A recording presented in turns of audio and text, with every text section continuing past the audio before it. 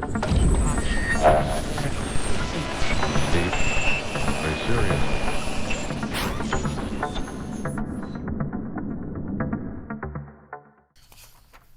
Ms. Kappelman, you may call your next witness. State calls Craig Isom.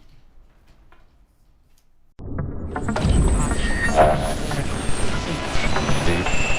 Very serious.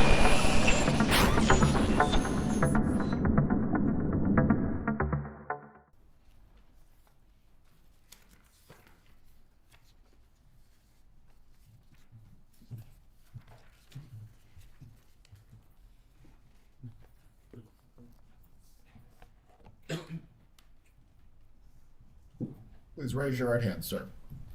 Do you swear or affirm the testimony you're about to give will be the truth? I do. You may take your seat. Please speak loudly and clearly for the jurors.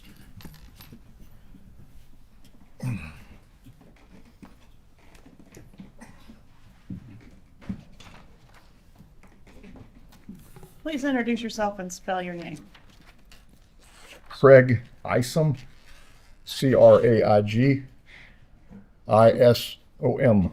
How are you employed? I'm currently retired. Congratulations. Where did you work when you worked? Sent to Tallahassee Police Department. How long were you with the Tallahassee Police Department? 28 and a half years. Were you assigned to investigate the murder of Dan Markel? I was. How long did Dan Markel live after being shot? I believe my understanding was around approximately 11 hours. As part of your investigation, were the people closest to the victim interviewed, Yes. including his ex-wife, Wendi Adelson? Yes. When and where did you approach Wendi Adelson? She was at a restaurant in Tallahassee on Market Street. What date and time did you approach her at the restaurant? That was on the day of the shooting, which was July 18th, 2014. July 18th, 2014. It was approximately 2:15 in the afternoon. All right, so approximately 3 hours and 15 minutes after the shooting? Approximately, yes. What did you say when you approached her? I told her that I needed to discuss something with her in private. She was with two other individuals at the table. Two ladies having lunch? 3 total, yes. Right. And when you told her that you need to speak with her, were you wearing police insignia? Did you identify yourself as law enforcement? Immediately before I identified myself and said that I was there for the purpose of speaking with Wendi Adelson. Okay. And I had my badge on that was readily identifiable as a police officer. All right. And did you reassure her that she wasn't in any trouble? Did you? Yes, I got her to step away from the table she was eating at, approximately 10, 15 feet out of earshot of the other two individuals that were sitting at the table. And I told her that I needed to discuss with her something that happened with her ex-husband and that her children were not involved. I reassured her because the children had already been checked on. They were still at the daycare and they were fine. As part of this approach of Wendi Adelson, were there any handcuffs involved? No. Any Miranda rights read? No. Any use of force at all? No. She was not detained or under arrest? No. At any time did you tell her she was a suspect in anything? No. Was she a suspect in anything at that moment? No. At any time during your interview, did you do anything that would treat her as a suspect? No. In fact, you told her several times in the interview that she was not a suspect. Isn't that right? I did. Did you ever accuse her of anything? No. Did you provide her with a victim advocate?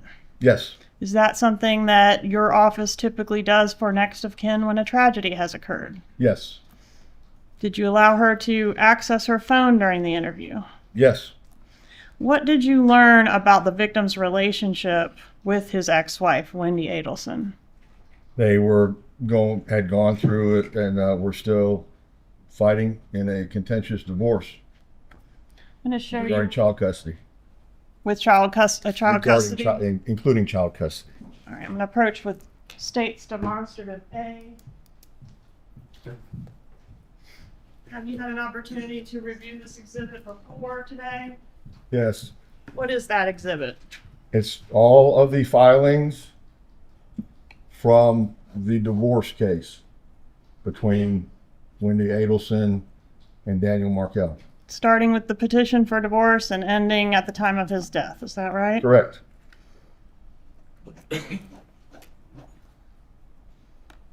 And the filings in here, have you had an opportunity to review them? Yes. All right, and did this litigation include arguing over things so petty as a tennis racket? It did. Objection, Your Honor. Nothing's been entered into evidence, and we would object to a witness testifying to the contents of the file. Overruled, the witness may testify concerning his personal knowledge of the investigation. Thank you, Judge. As part of these proceedings, did Wendi Adelson seek to relocate with the children from Tallahassee to South Florida? She did. Did she say why she wanted to relocate to South Florida? Objection, hearsay. Staying the answer to the call for hearsay unless you have an exception. I'm going to show you what I've marked as States Exhibit 60.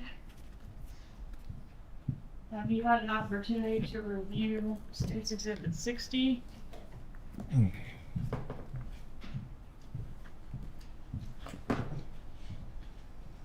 Yes.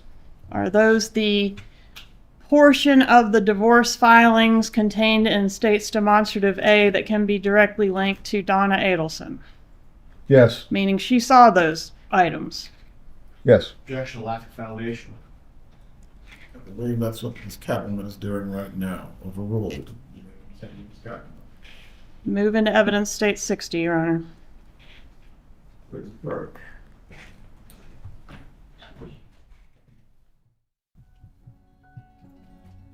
Please bring back in the jurors.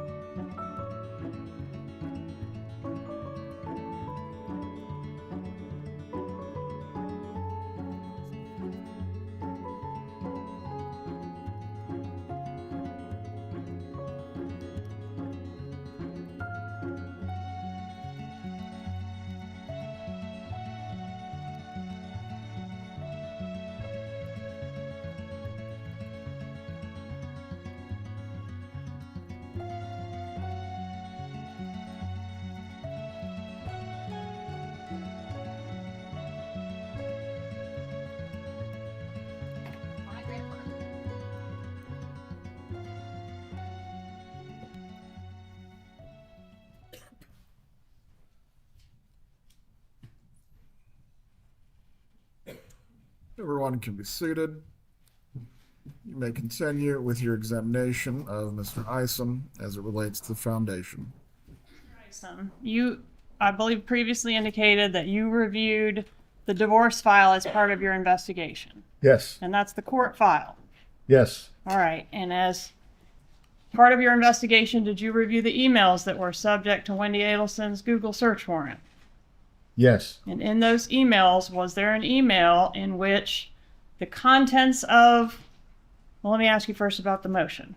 Did you review a motion where Dan Markel was seeking to restrict Donna Adelson's access to the children? Yes, I did. All right. And that motion was filed with the court. Yes. It was pending at the time of his death. Yes.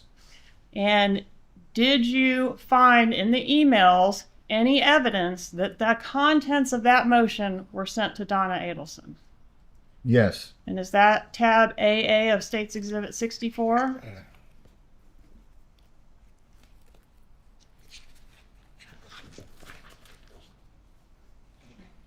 Yes.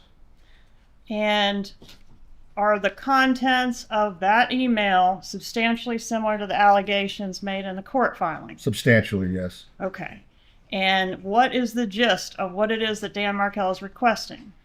He does not want Donna Adelson to have unsupervised contact with his children Why not?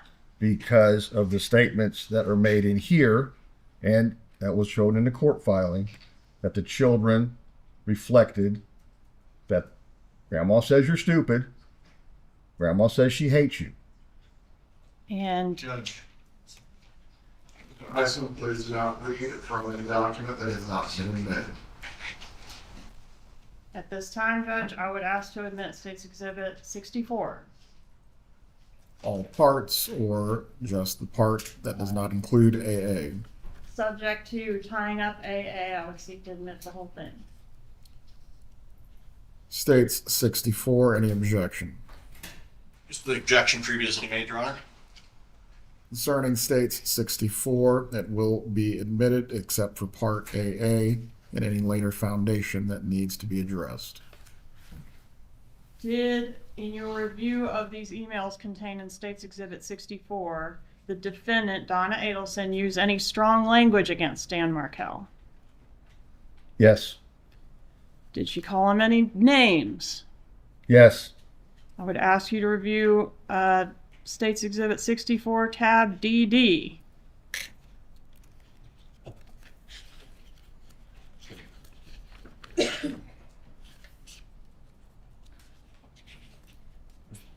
Do you recognize that exhibit? Yes. What email is that? This is from Donna to Wendi. And does she call Dan any names in that email? She calls him Elvis. How about asshole? I know it's in here.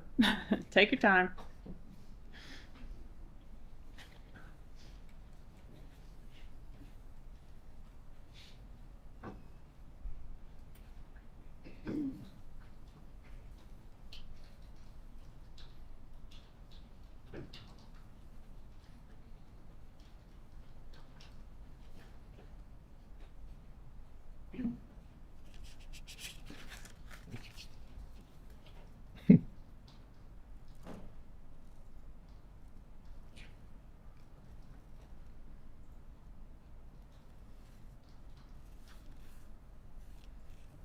Have you ever seen an email where she called him an asshole? I've seen an email, but I don't see it here. Okay, let's move on. Okay. Tab M, please. Emma? M as in Mike. M.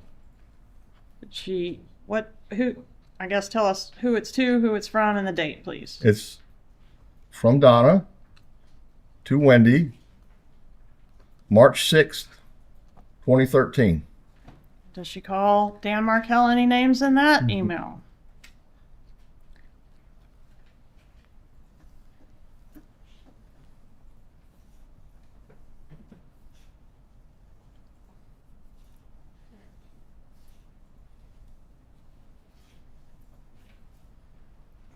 Yes, she does. What names does she call him? In this Name. in this particular email, after the first paragraph, it says that she calls him a major fucker. Please refer to tab Q, a May 3rd of 13 email. Yes, Does that email, is it from Donna to Wendi? it is. And does it reference Wendy's relocation efforts?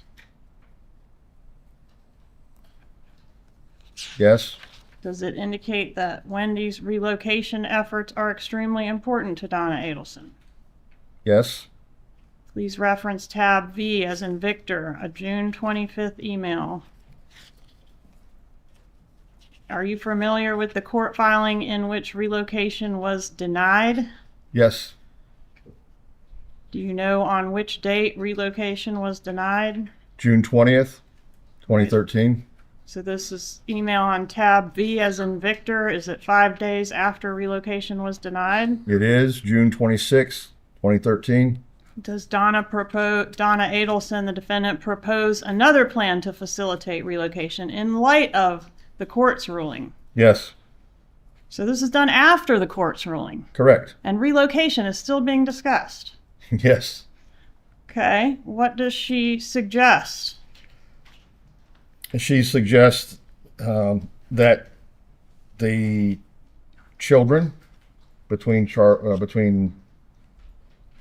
Wendi and Dan start attending, or her at least the ruse of them going to a Christian church or a Catholic church. And to take pictures of it and send it to Dan Markel, right? Yes, To strong arm him into agreeing to the relocation, right? correct. Coercion. Did Donna Adelson, the defendant in this case, suggest a bribe to Dan Markel to cause him to allow these kids to be moved to South Florida? Yes. Draw your attention to tab W. What is the proposal in reference to this bribe? $1 million. $1 million. Yes. Okay?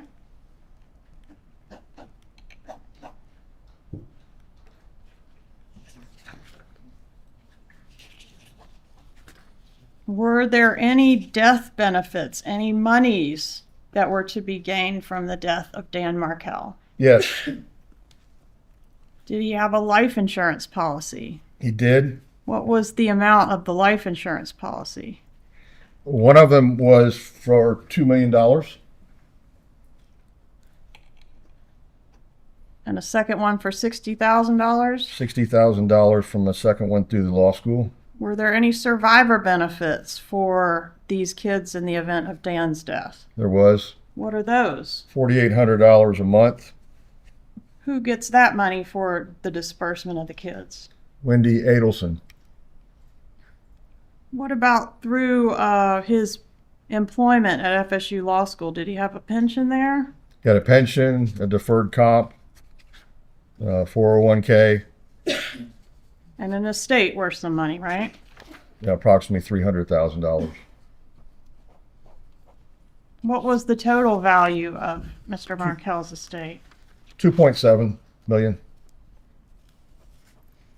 As part of your investigation, did you attempt to establish a timeline of the victim's activities prior to his murder? Yes. What did he do that day? At 8:50 a.m., he dropped off his children at the preschool daycare on West Tharp Street. From there, he proceeded to go back across town to Premier Fitness Gym off of Village Square Boulevard. Was there any surveillance at the gym? Yes, And was that collected by law enforcement? it was.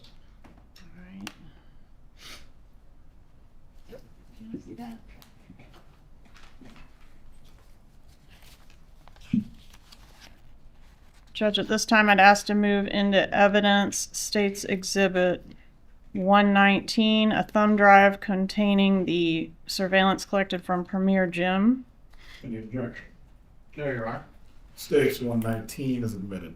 And was the raw data or surveillance video collected from the gym compiled in a way that shows what it is we're looking for concerning Mr. Markel? That's correct, yes. Was that done in State's Exhibit 89? I believe so. All right, Judge, at this time, I'd ask to move into evidence, States 89. Any objection? There you are. States 89 is admitted.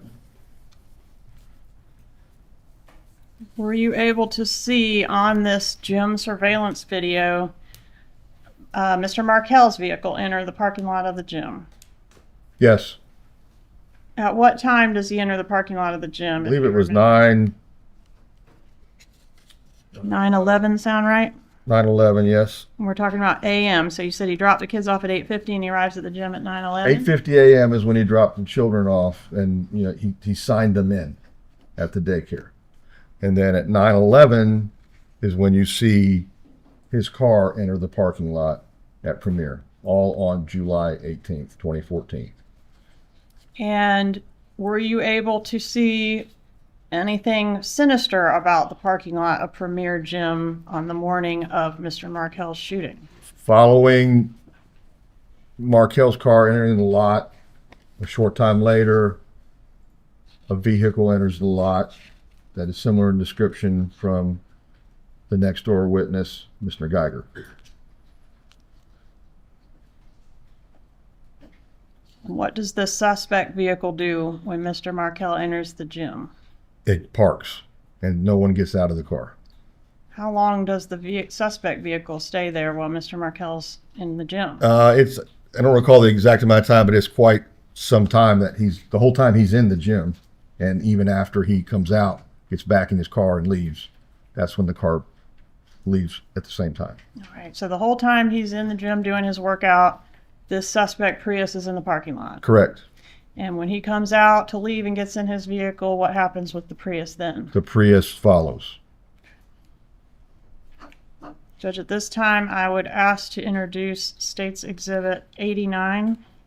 I'm sorry, I have introduced it. I'm asking to publish it at this time. Thank you.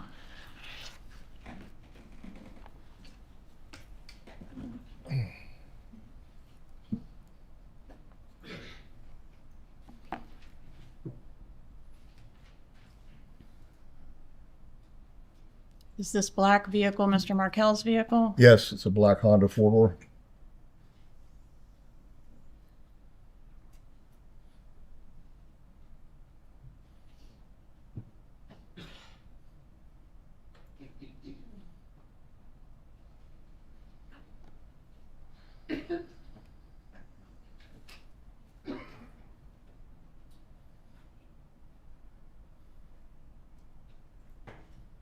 Same car.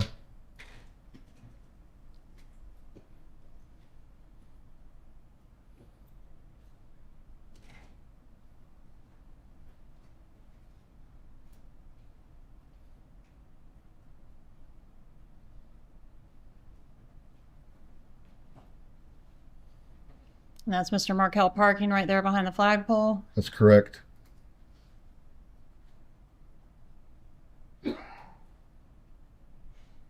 What is this vehicle? That will be the suspect vehicle, And is green the- Prius. Okay, consistent with the description given by Mr. Geiger? They said a light colored or silverish, and the car color is a silver pine mica.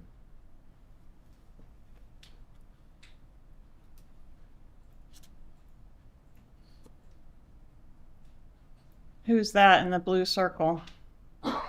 That's Mr. Markel exiting his vehicle.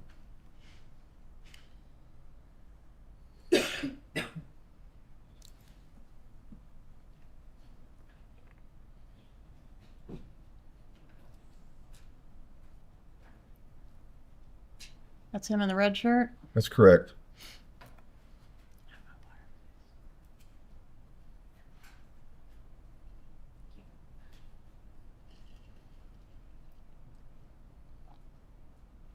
It's Mr. Markel entering Premier's main doors.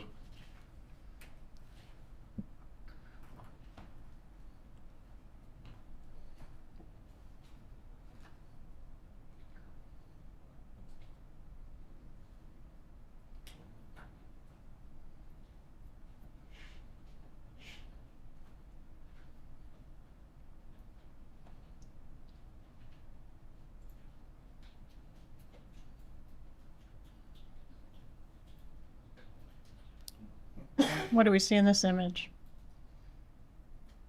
I'm sorry. What do we see in this portion of the tape? That's the suspect vehicle, the Prius, driving through the parking lot. At this point, is Mr. Markel inside the gym? He's inside, yes.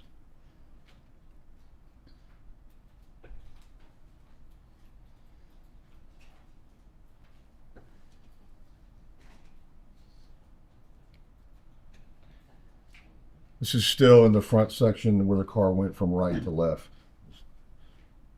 This is still part of the Premier Gym parking lot? Correct. Yes, it's just the opposite, camera facing the opposite direction.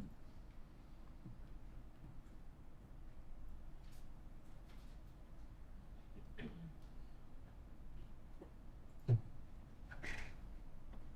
it's the car reversing course coming back towards the front doors.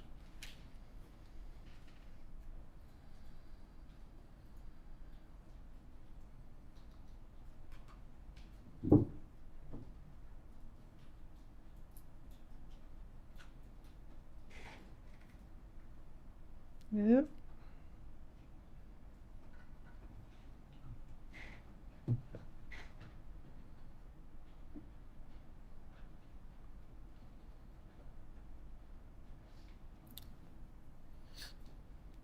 Okay, now what's the time on the video here? I can't read 10:30. I think it Okay. says 10:38. Is this Mr. Markel exiting the gym at this He's point? exiting the Premier in the same door he came in.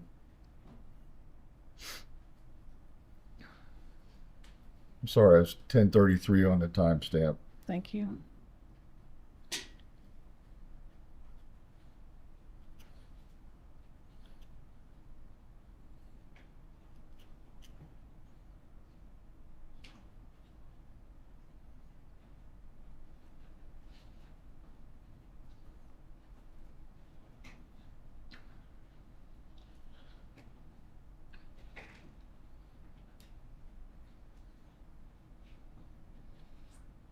That's Mr. Markel making his way to the parking lot where his car is parked.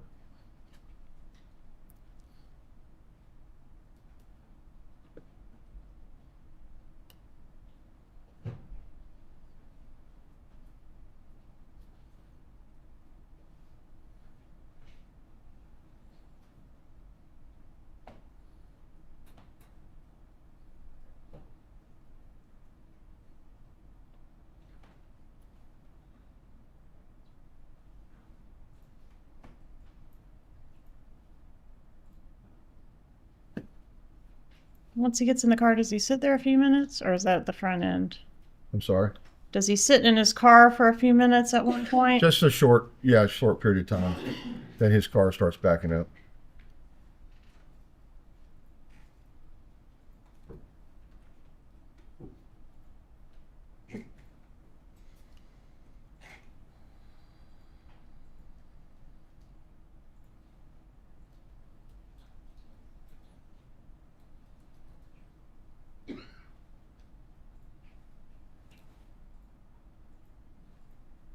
What is that? That's him exiting. And will we see the suspect vehicle pull out It's coming behind from him? the back side. See it?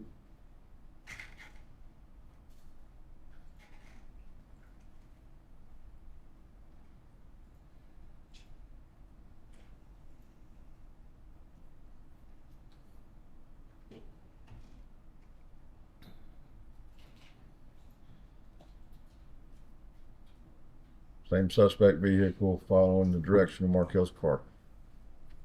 Right, and it exits the parking lot at 10:39 a.m. Yes. Okay.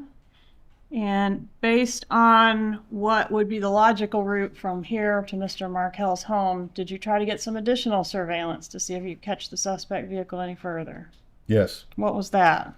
That was the location was the business. No, I'm sorry, it's a bus video off of a bus at McClay Commerce Boulevard and Thomasville Road. All right. And were you able to actually find some bus video from both before and after the shooting of the suspect vehicle? Yes. Okay. And were those the raw data that you collected from the bus compiled into clips similar to what we saw on the gym video? That's correct. All right, Judge, at this time I would ask to move into evidence State's Exhibit 120, a thumb drive containing the bus raw data, and State's Exhibit 90, a disc containing the bus video clips. Any objection? No, Your Honor. States 90 and 120 are admitted. Permission to publish states 90. You may. All right, if you can pause it for just a minute, can you orient us? Is this the McClay Commerce? Yes, this is, the bus is pointing east. So just beyond that circle is where the flyover starts. If you're going southbound, you can take the flyover to get on Capitol Circle. After you pass McClay Gardens and everything. So this car is on Thomasville Road, not the flyover, and it is going southbound. All right, and this camera is mounted on the bus. That's how we were able to get this image? Correct. This Okay. is a city bus. Continue, please. And the time on this, 10:44 a.m. Correct. Is that right?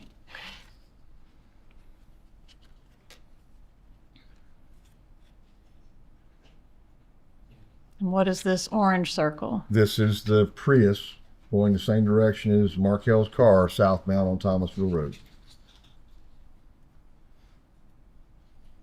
Okay, now where are we? This is southbound on Thomasville. We've gone underneath the I-10 overpass, and we're at Metropolitan Boulevard, and the bus just so happens to pull up right behind the Prius. Based on the image in this exhibit right here, were you able to deduce the tag number of the Prius?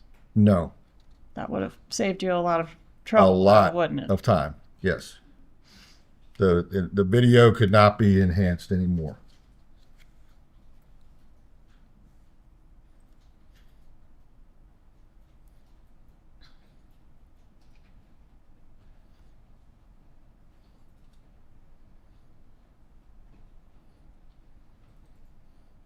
Does the evidence suggest that Markel had already gone on through past this traffic light? Correct, because this car was behind Markel's car, so he must have beat the light or got through the intersection before this.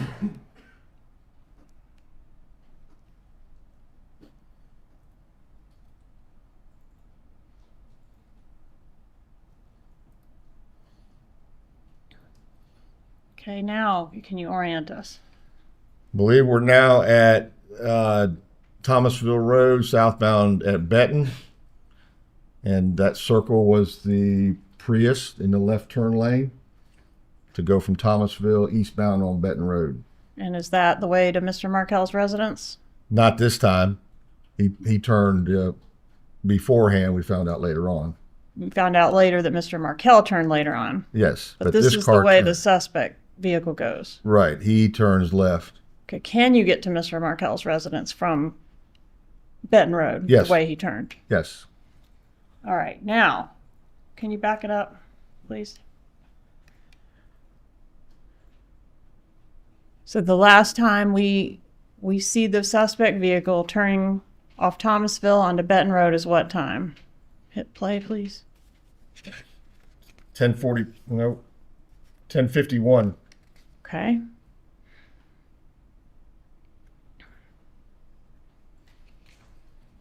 And what time does our, pause it please, what time does our 911 call come in? 11:02 a.m. Okay, so he was killed between 10:51 and 11:02. Well, we narrowed it down even more than that. But Okay.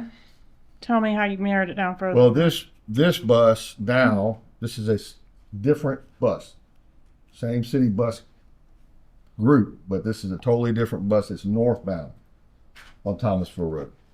So based on the time, this bus is northbound. The shooting has already happened,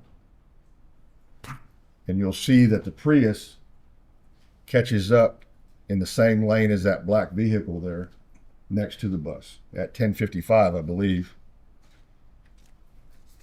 10:55. Here it comes. So that helps you narrow it down to what as the time of death? 10:50. Well, at 10:51, he's in the Prius is in the turn lane. At 10:55, they've already left Trescott and they're northbound towards I-10. Okay, and you say they. Why do you say they? Well, here shortly you'll see what appears to be two different individuals in the front seat of this car.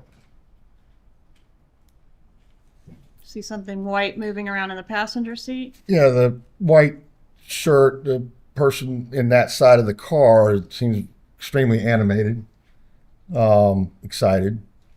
And the other side, the best view that I've ever gotten is someone's in a black, solid black shirt or upper top.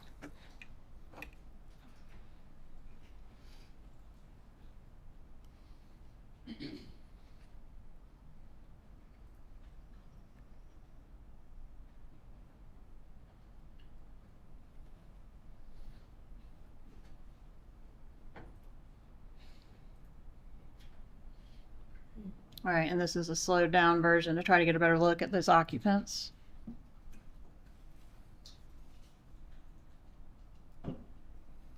All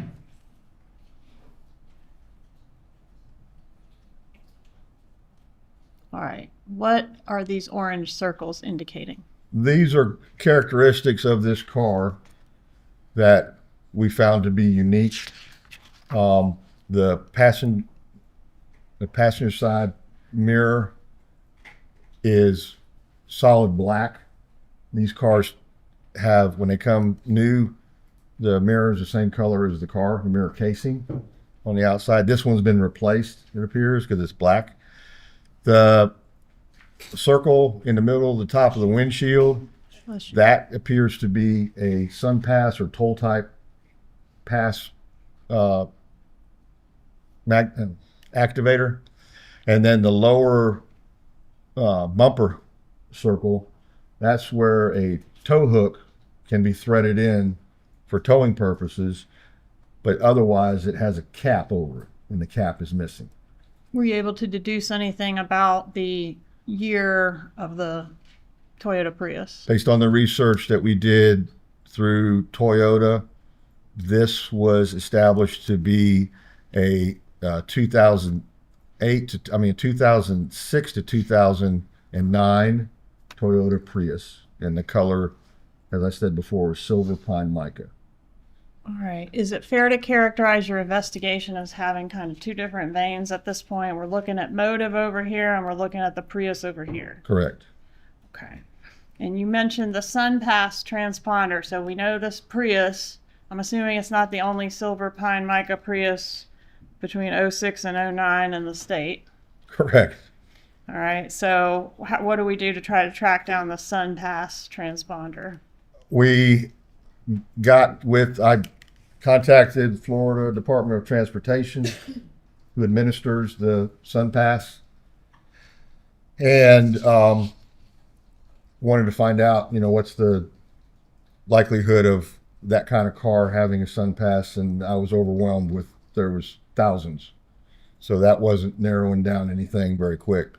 At that time, was SunPass more affiliated with South Florida, or did pretty much everybody in Tallahassee have one? No, south and central, anything Orlando south for the most part. Okay. Did you have any indication based on the surveillance video available as to where the vehicle went after it fled from Markel's residence? I just know that right here it's going northbound towards I-10 from Thomasville. All right. Let's watch to the end. This intersection is Armistead, so this is north of Benton, heading back towards I-10.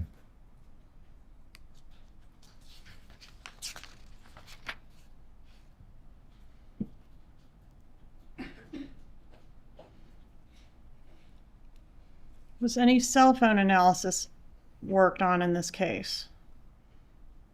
Excuse me? Cell phone analysis? Yes. Who performed the cell phone analysis? Sergeant Corbett. Okay. And is that something that was going on simultaneously as you doing this SunPass? That's correct. Thing? Okay. And did Corbett's work include trying to look for phones of interest traveling in the areas that we know where you found our suspect vehicle? That and Premier Jim. Okay. And we will talk to Sergeant Corbett later, but based on his analysis, did you have an idea or develop an idea of the route that your suspects may have taken? Yes. All right. And what did you do to follow up on that? Well, initially, because of our large expanse of cars, we started looking for South Florida at any cars going through the interchange southbound at Wildwood, where you get on the turnpike from I-75. That was a bust. We didn't.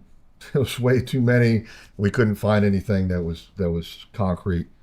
So once the phone analysis was done, we had a better idea that there was one particular number, and tracking that went southbound on I-75 all the way to Naples, and then crossing over on Alligator Alley, which is still I-75, from west to east, from Naples to Broward County.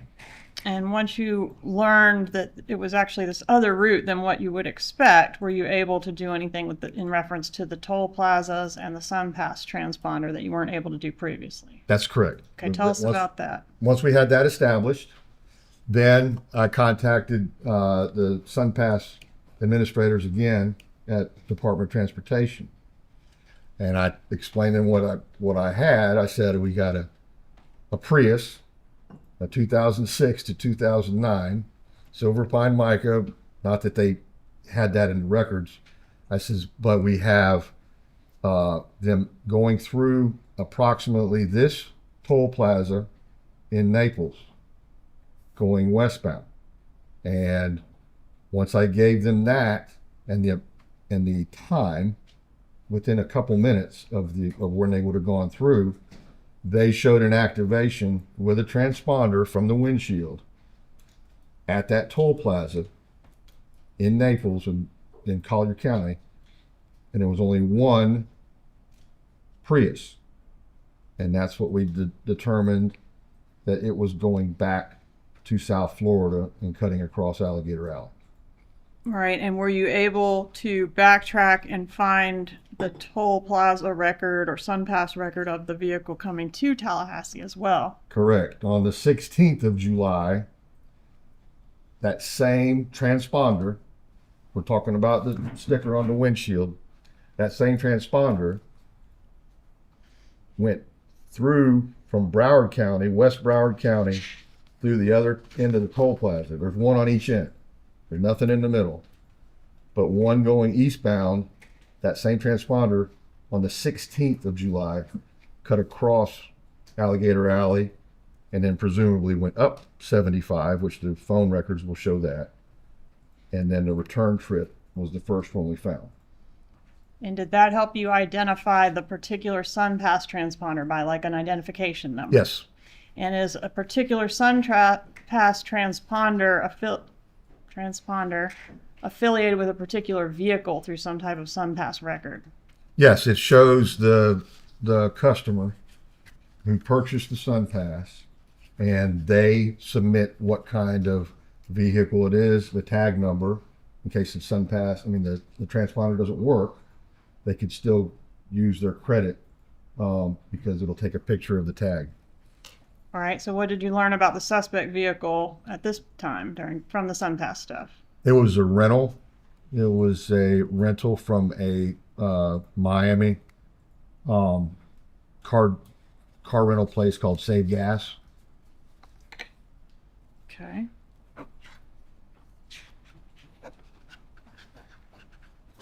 Did law enforcement go to Save Gas They in did. Miami? Yes, Was there any documentation discovered at that business related to the rental of this vehicle? there was. 67. Let's approach and show you what I marked as state 67.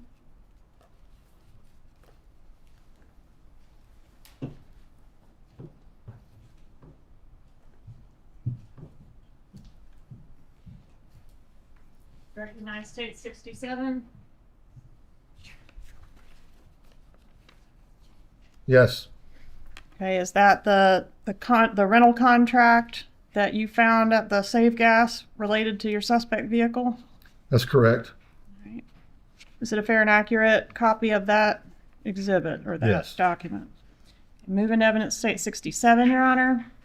No, Your Honor. State 67 is admitted. Permission to publish 67. You may. And what did we learn about the people that rented the car from this state 67? Not on there?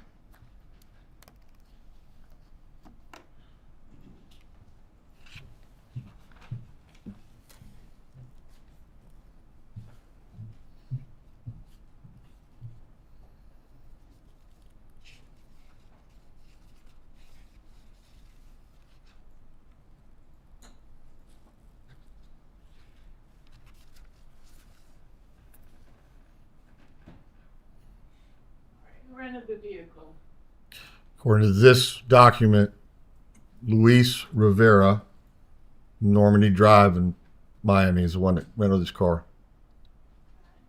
And did he provide a phone number for himself? Yes. Is that the number listed right here? Yes. Okay. And any other drivers listed on the contract? No driver listed there, but up in the top, you see the word brother on a phone number that became significant.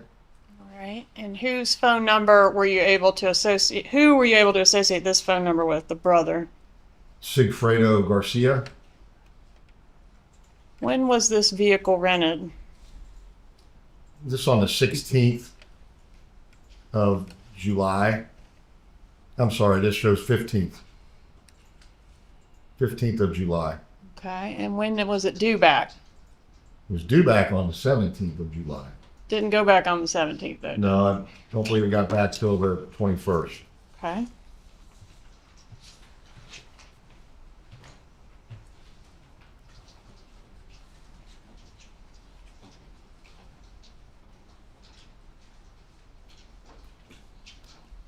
Approach and show you what I've marked in the States Exhibit 65. Recognize State 65? I do. How do you recognize it? This was a traffic citation that we discovered Luis Rivera received on I-75. On I-75 on the way to Tallahassee in the Prius? No, it was a different car.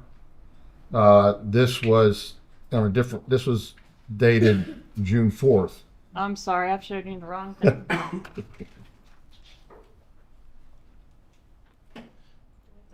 This is it.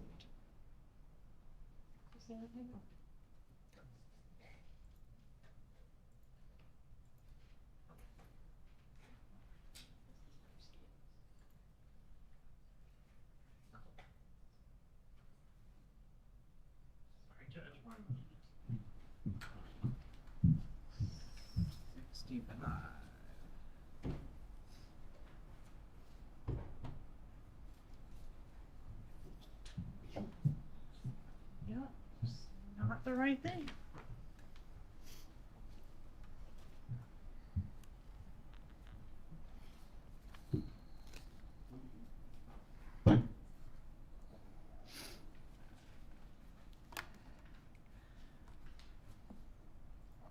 We'll have to circle back to that. All right. Let me ask you about phone. You mentioned that Sergeant Corbett was working on the phone records. I'm going to approach and show you what I've marked as States Exhibit 55. You recognize this exhibit? I do. It's this sort of an org chart of all the folks whose phone records we collected in this case, or many of them. Yes, Okay. that's correct. And by stipulation, Judge, these phone numbers have been associated with the folks on the chart, so I'd ask to move into evidence States 55. Yes, no objection to publishing. 55 is admitted at this time.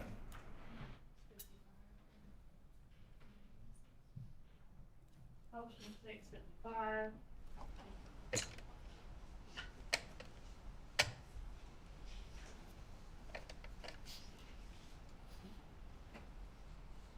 Oh.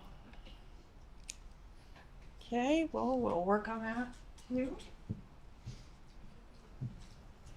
We'll do that.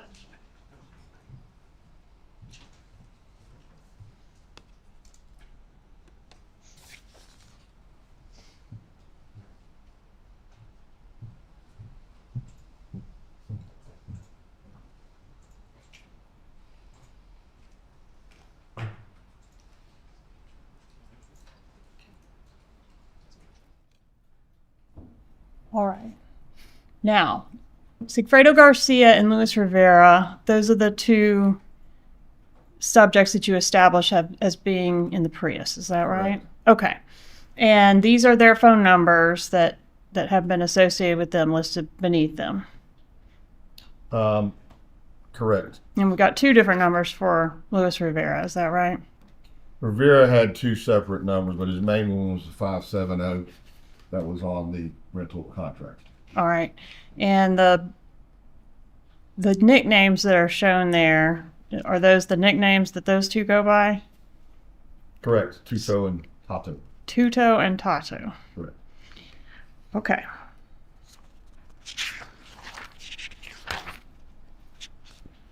Were you able to establish any link through people between the two that came in the Prius and the Adelson family? No. Okay. Were you able to establish any type, did you develop a theory or any evidence as to why these two people came to Tallahassee to murder Dan Markel? Well, eventually we learned that the female, Catherine Magbanua, was the mother of Sigfredo Garcia's children and considered each other spouses, to my best understanding. Okay. And At did the she same have, time, go ahead. same time, we also found out that she had been dating and in a relationship with Charlie Adelson. All right. So initially, was there any connection between these two guys from Miami and Dan Markel? None. All right. So this was the connection that was established, turned out to be Catherine Magbanua. The only connection we could find. Okay. And was that done through phone records and ultimately other communication records and testimony? That's correct. Okay. Did you, as a result of developing Catherine Magbanua as a potential suspect, investigate her at all? Yes. All right. And did that include an investigation into her employment? That's correct. What was her employment status around the time of this murder? At the time of the murder, I believe she worked at another dental office somewhere. But post-murder, she started receiving compensation from the Adelson Institute. What is the Adelson Institute? It's a dental practice, according to online information operated by Harvey Adelson and Charlie Adelson. Okay. And were the two of them dentists? Yes, I believe Charlie is recognized as a periodontist.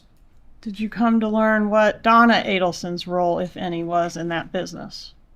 Yes, she was clerical and kept books for the business. Did you attempt to procure some employment records from the Adelson Institute to verify Ms. Magbanua's employment? We did. All right, tell us about that. Myself and Special Agent Sanford from the FBI went to the office, physically to the office in Broward County, Tamarack, and served a subpoena seeking records for the employment of Catherine Magbanua, and we received nothing at the initial time. Later on, the best I could get from, I believe it was an attorney that represented that dental office, just a list of checks that were paid checks from the Adelson Institute to Catherine Magbanua, but no W-2, no responsibility forms, nothing that showed what she actually did as being employed at that institute. What was it, regular business hours when you entered there physically? Yes. Was Ms. Magbanua present when you entered the building? No. And did the employees that you have contact with seem to know who she was or what it was that she did there? The initial person that I spoke to at the desk, at the front desk, she had no idea who this person was, who Magbanua was.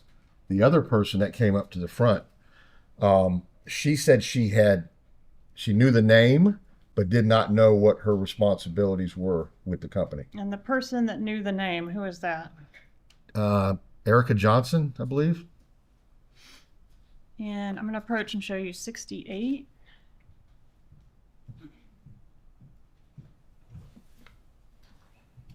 Right down to 68. Yes, this is all I received as far as any type of records for Magbanwa and her relationship with the Adelson Institute. Right. And did the records include any job description for Ms. Magbanwa? No, Any employment application? no, Schedule? no, Timesheet? nope, W-2 forms or tax filing records? nope, Any performance evaluations? none. So only the checks. Only the checks. According to those checks, during what period of time was Catherine Magbanwa on the Adelson Institute payroll? From September of 2014 all the way, this particular one shows March of 2016, but I believe it goes further than that into May 2016. Right. So it starts shortly after the homicide, about 2 months? Yes. Actually, the homicide happened July 18th, and the first check was dated September 18th. For what pay period? I don't see the pay period on this one. But presumably she'd be paid for a pay period that had 2 weeks concluded. Okay. According to the way this is laid out. All right, and we are going to learn more about the bump or the undercover operation, but is it fair to say the checks terminated shortly after the undercover operation in 2016? Yes. Did you notice in your review of that exhibit, the documents provided by the Adelson Institute, that some of those check numbers were consecutive? Yes, I did. Who signed those checks? Donna Adelson. All of them? Everyone. Were you ever able to develop any evidence that Magbanwa was physically going to the Adelson Institute during these pay periods? Never. Any evidence that she performed some service off-site for that business? Nothing was established that showed that. Any evidence of any contact with any patients? No. And you were, we'll learn later, listening to some of her phone calls, right? That's correct. When was Catherine Magbanwa arrested for her role in this murder? October 1, 2016. Were you present for her arrest? I was. And was she allowed to contact her lawyer from the arrest scene? Yes, Did you speak to her attorney as well? I did. Who was her attorney? Tara Kawas. What happened after that phone call? After Miss Magbanwa was placed into a car for transport to the Broward County Jail, way less than 20 minutes later, I received a phone call on my phone. Goes lack of relevance. He's about to testify to something that has nothing to do with my client. Obviously, objections. Ms. Kappelman, please lay the foundation as to this matter in this trial. Overruled. Go ahead, sir. So let me back up. So while Miss Magbanwa was detained on scene, where she was arrested in the daytime, daylight hours, she was allowed to place a call to her attorney. She spoke to her attorney. I spoke to her attorney, and I asked that Ms. Kawas, the attorney representing her at the time, that she contact her client, Magbanwa, at the Broward County Jail, and if in fact she wanted to cooperate with the investigation, to call me back So you were And- interested in getting information from Ms. McBanois, Correct. I wanted- information about the other parties involved in this case. Yes. Okay. So what I mean by cooperation is if she wanted to provide testimony about other players in this. And so I told Ms. Kawas, you know, if you'll talk to your client, obviously out of my presence, and if she decides to cooperate, call me back and I will go to the Broward County Jail and meet. And did that happen? No. What happened instead? Well, like I said, within less than 20 minutes from that conversation, I received a phone call from a gentleman that identified himself as David Marcus. Instead, he was an attorney representing Charlie Adelson. And he asked that if Charlie Adelson was to be arrested, if I would just contact him. Your Honor, when I renewed objection, there's relevance, and this is not co-conspirator admission. Specifically as the co-conspirator aspect, Ms. Kappelman, you need to keep the examination focused on that. Members of the jury, as to the last objection, I will sustain it. You may continue, Ms. Kappelman. So you speak to Kawas, and your next phone call is from Charlie's lawyer. Correct. No further questions. Cross-examination. Just a moment, Your Honor.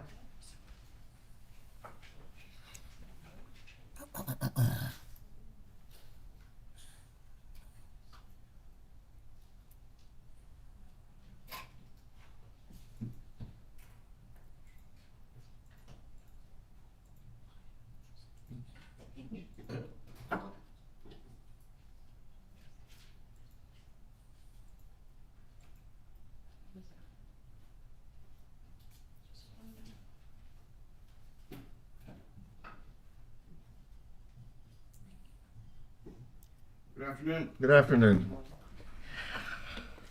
Okay, so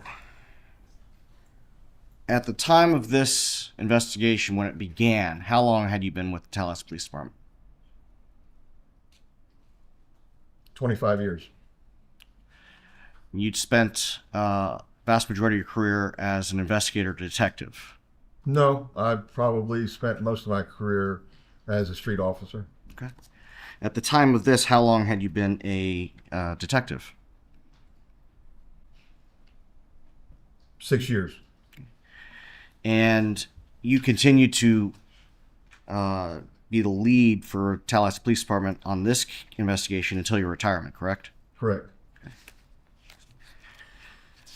Now, it's important when you're conducting an investigation, especially a homicide investigation, for you to be thorough, correct? Yes. You don't want to leave essentially any stone unturned, Yes. obviously within reason. Yes. You talked about your agency beginning to obtain cellular phone records of the Adelson family pretty early on, correct? Mm, You started getting them in July? yes. Okay. And you learned that Wendi Adelson's parents, my client and her husband, lived in Miami, correct? I believe at the time it was Coral Springs, but They had a place on Miami Beach? well, I know that they ended up at Miami Beach. I don't recall at the time of the homicide if they were living on Miami Beach. Okay. But you knew that they were in South Florida? South Florida is correct. Okay. And so as your investigation continued and you started looking into, you made the connection between the two individuals who drove up here, Sigfredo Garcia and Luis Rivera. You made that connection to Catherine McBanois, correct? Right. And you made that connection to Charlie Adelson, correct? Correct. And then you see these large cash deposits into Katie McBanois, or you see Katie McBanois' unemployment status. Right. She's still paying her bills in South Florida. Yes. Okay.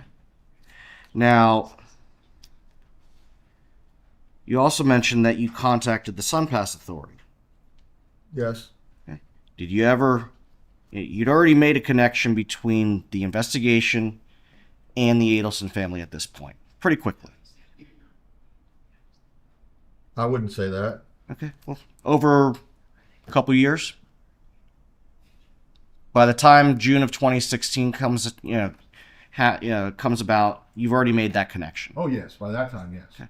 And you contacted the SunPass Authority for my client's SunPass records, correct? No. No, you didn't. Did you contact the Turnpike Authority for construction records for the Turnpike? Construction records? Yes. No. What about for I-95 or 595?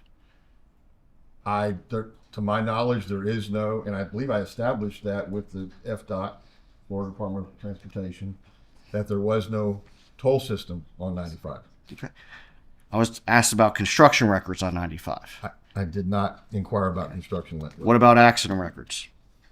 Accident records? Yeah. No.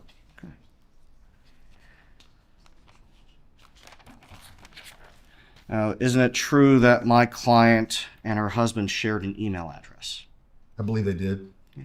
You learned that during your investigation. In fact, I think Wendi said that, didn't she? In her interview with you? I don't recall whether she said it. Where is... Do you have 64 up here still?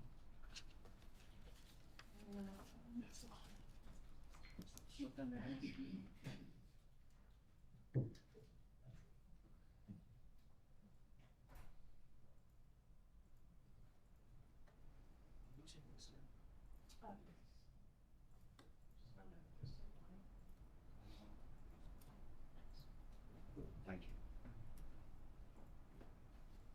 Now,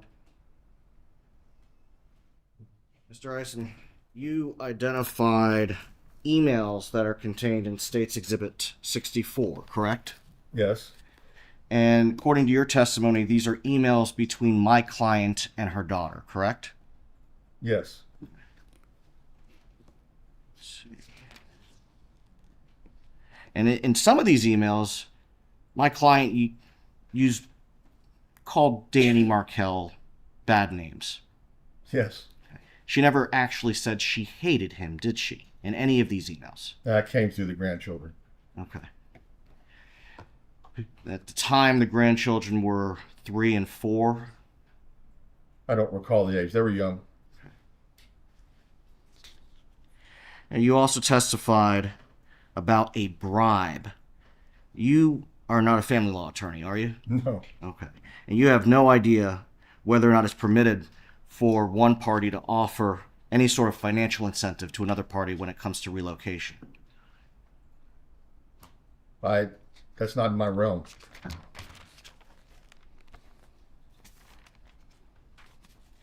And you also testified about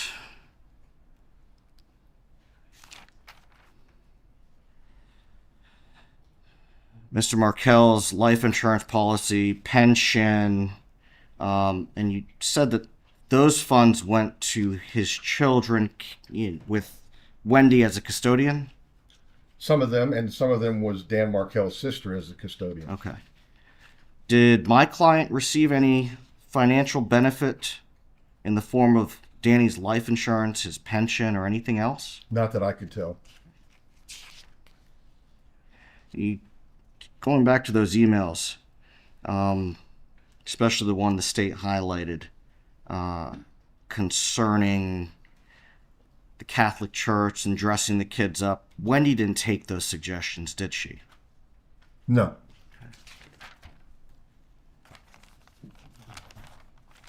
You testified just now concerning your attempt to obtain employment records for Miss Magbanowa from the Adelson Institute.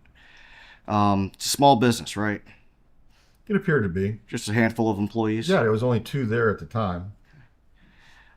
You don't know whether or not any of the employees had a written job description.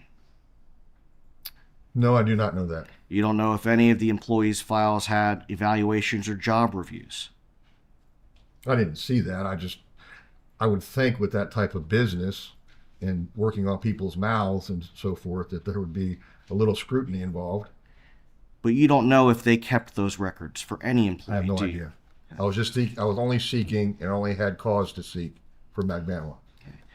And when Miss Magbanoa was arrested, you testified that you received a call from someone who identified himself as Charlie's attorney, correct?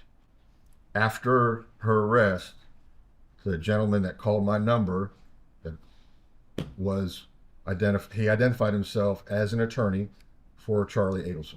Not Donna Adelson. Not Donna. Now, is it unusual in an investigation like this for a defense attorney to contact you about whether or not there's a warrant for their client's arrest? I wouldn't say that. If I can.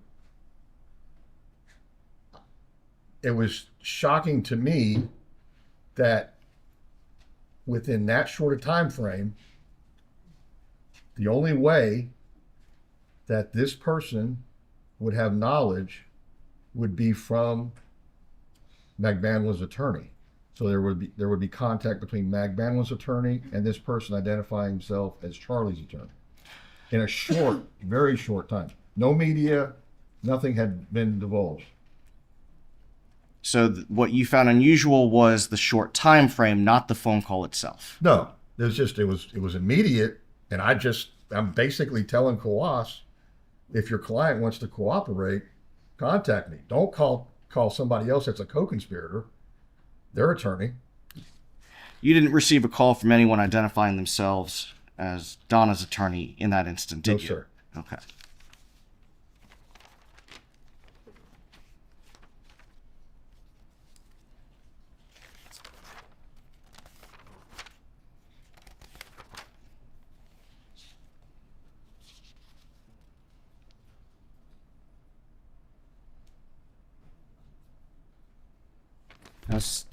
Ms. Kappelman asked you about what has been coined that grandmother motion. Again, you're not a family law attorney.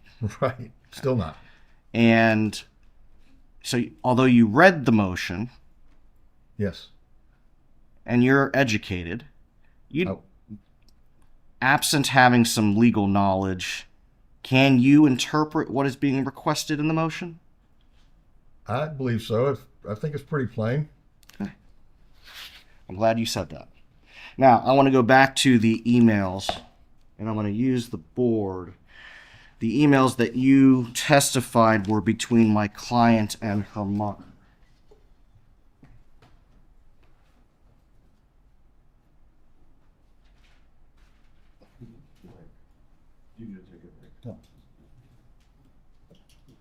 I just if we needed to take a break. Oh.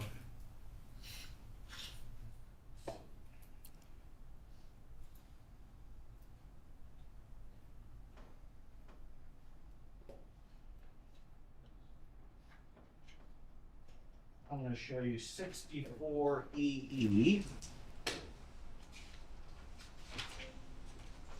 Let's see.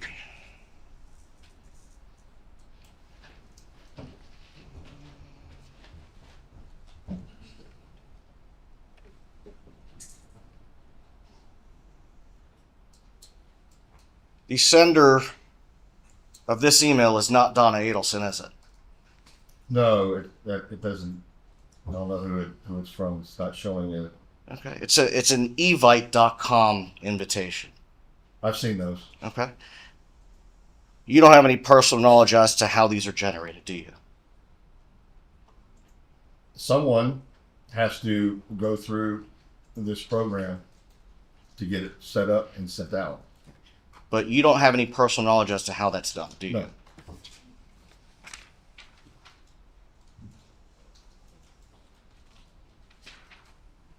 The next page of EE, it's a August 30th, 2014 email to Wendi. Now,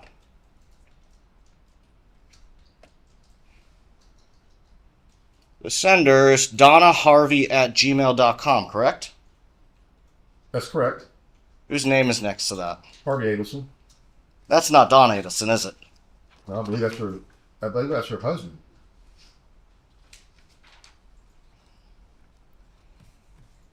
Next.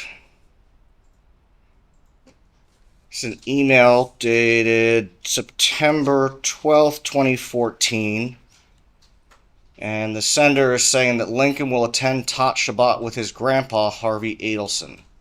Isn't that what it says? Yes, it does. Who's it from? It's from donnaharvey@gmail.com. And whose name is next to that? It says Harvey Adelson.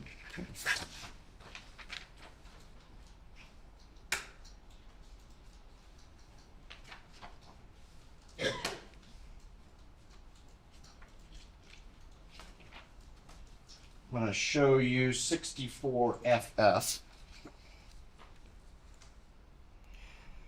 This is, again, from donnaharvey@gmail.com, correct? Yes. Okay. Whose name is it there? Where it says from, Yes. it says Harvey Adelson. Okay. Wendy, this is the information on work order for repair of TV Friday, July 18th between 8 and 12. Love, Dad. My Yes. client's not Dad, is she? I wouldn't refer to him as that. I don't think she would either.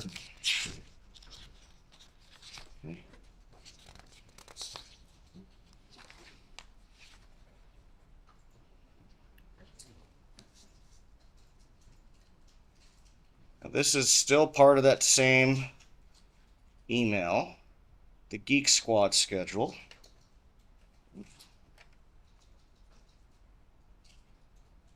Would you be willing to accept a sooner appointment if one becomes available? Do you see that language?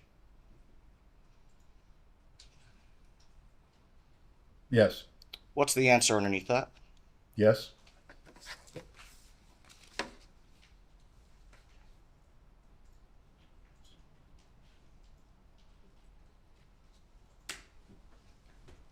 Nothing further, Your Honor. Redirect examination.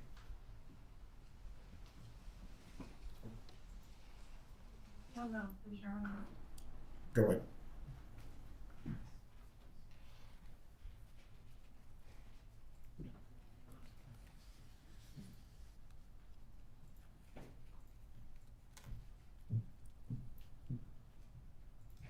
Oh, I use the projector.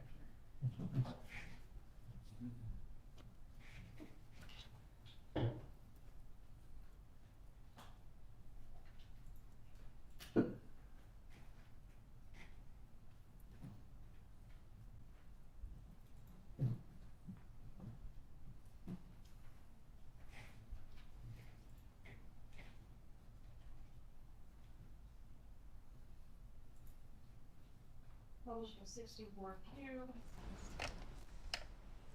Defense pointed out, hey, Harvey and Donna share an email address, right? Yeah. DonnaHarvey@gmail.com. And some of these are signed Dad.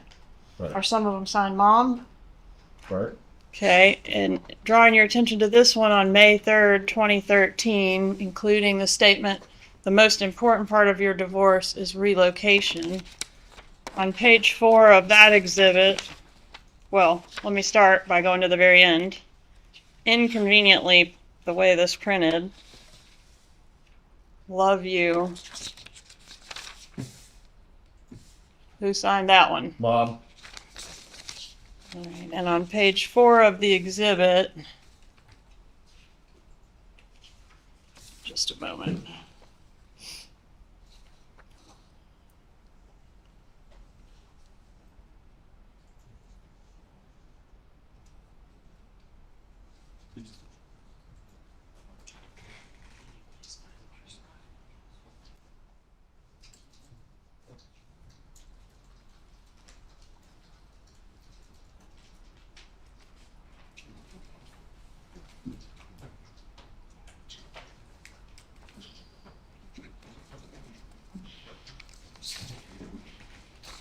The state's exhibit W, this is one from Thursday, June 27th, 2013. It's signed Mom and Dad, right? That's correct. Okay. And in this one,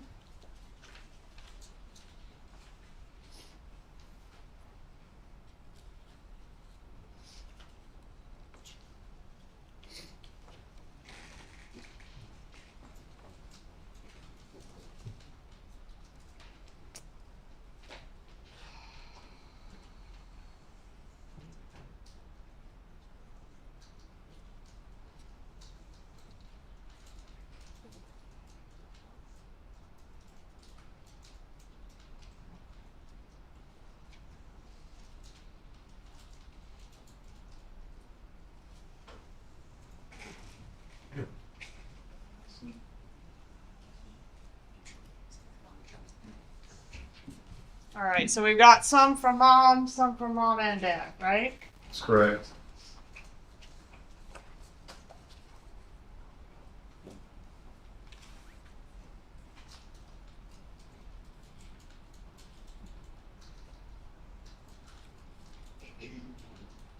No further questions. You may step down, Mr. Isom. Will he be retained? You may be recalled at some point in the trial. We've remained in contact with the attorneys. What's that? Am I under the rule? Yes, sir. Thank you, Judge. You're welcome. Members of the jury will take a break at this point briefly. The bailiff will take you to the jury room.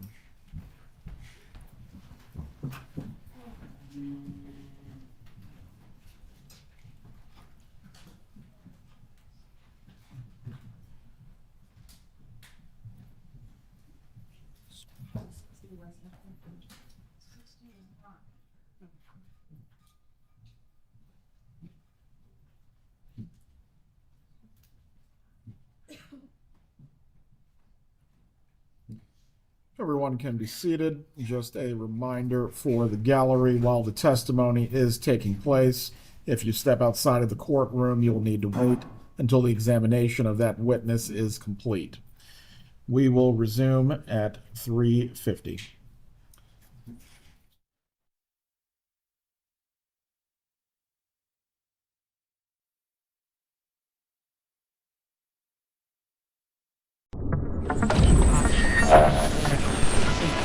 Steve, are you serious?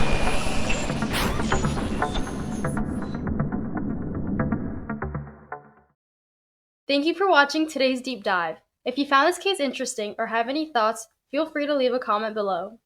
Remember, this community thrives on smart and respectful discussion. Don't forget to like, subscribe, and hit the bell to stay on track with our new case videos.